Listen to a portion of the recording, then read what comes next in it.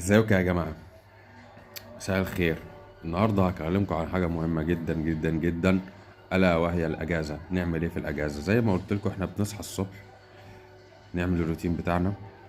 أول حاجة بنصلي وبنغسل سنانا نستحمى، وبعد كده بنقعد نقرا قرآن شوية، وبعد كده بنخطط ليومنا هنعمل فيه ايه. أول حاجة بعد ما بنخطط يومنا ونعمل الروتين ده كله، بنقوم نعمل فطار، نفطر بدري في البدري بدري كده. وبعد كده بنتأمل ساعات الصباح الصباحية. وبعد كده بقى عندنا وقت طويل لحد أذان الظهر. نعمل حاجات كتير، ممكن ننزل السوق، ممكن نعمل حاجات كتير. وبعد ما ننزل السوق نرجع تاني ونروح نصلي الجمعة. وبعد صلاة الجمعة بقى نخطط إن احنا نروح السوق بدري عشان نرجع بدري قبل الزحمة.